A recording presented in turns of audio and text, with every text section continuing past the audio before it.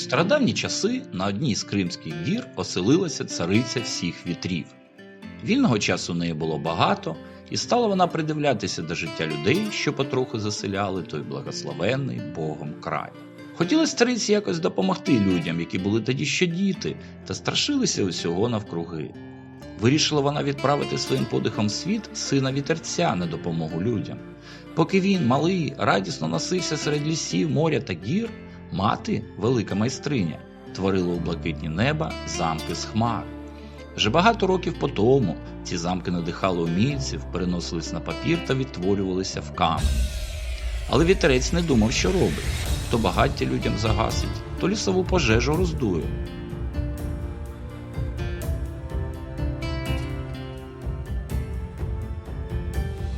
Одна біда за бідою, ватажки поселень довго та марно міркували, не знаходячи рішення, що ж робити. Тут один хлопець, якого звали Петро, вийшов з тіні та сказав якось: «Я піду на гору, знайду та приборкаю вітер». Всі сміялись, бо не виглядав Петро мужнім та сильним, не бачився гідним уваги цариці. Однак це не зупинило хлопця, і він відправився в дорогу.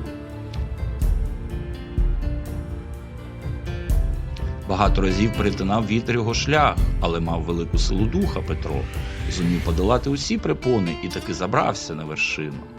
Зустріла його цариця вітрів, розповів він їй про шкоду, принесену сином, як став потужний вітер для мешканців поселень новим страхом.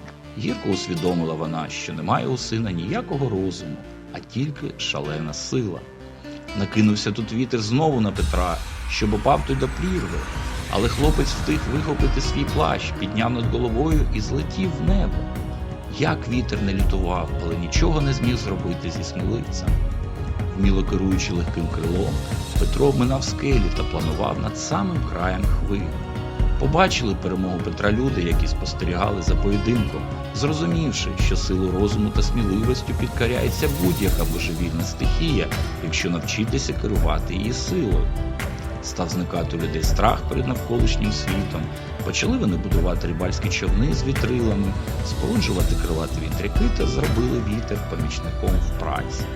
А гору стали звати Айпетрі, тобто Святий Петро, на знак подяки першому сміливцю, який навчив людей розумом перемагати страх.